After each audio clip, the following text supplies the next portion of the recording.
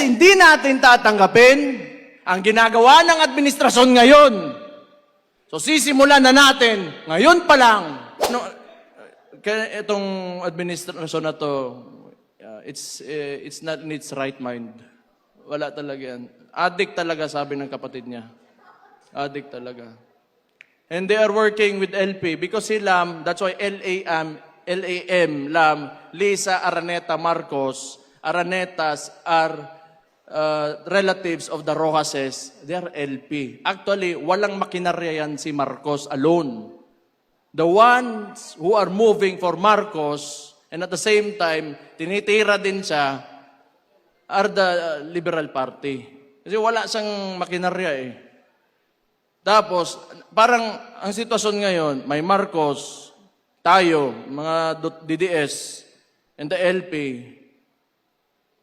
they want to eliminate ang DDS muna. So they want to impeach VP Inday Sara. Tapos ngayon, gusto nila sa finals, sila yung maglalaban. Yan yung sitwasyon dyan. Pero wala. Di nila tayo kaya.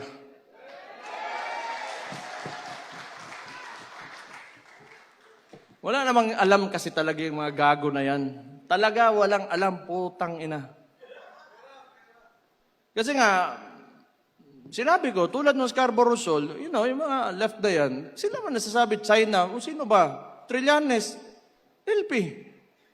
Siya naman nag-backdoor nun, kinesyon sa nga ni Enrile. Putang ina. EJK. O, kani ha? EJK. They want to, you know, convict ni akong amahan because of the allegations of EJK. O, kani LP niya. Kanang Tarlac, sa mga kuwang ko na, relatives na sa mga Aquino. Ang Hacienda Luisita. Oh.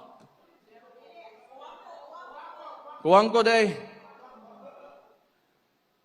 Diba mo, ibutang ninyo ang tao dito sa Netherlands, sa ICC.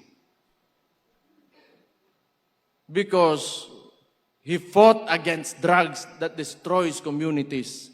And yet these people are silent about Hacienda Luisita, who wanted land reform, who wanted their land back. Unsa ka ipokrito ni mga tawhanan ni. Oo, kasabot yun anak nila.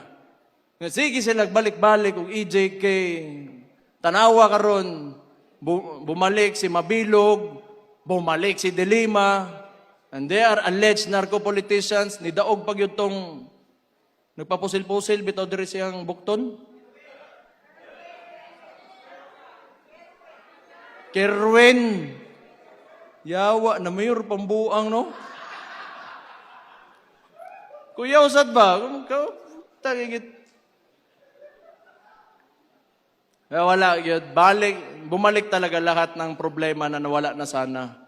Tayo ay kikilos na para kay VP Inday Sara Duterte. Tayo lahat nandito dahil hindi tayo susuko.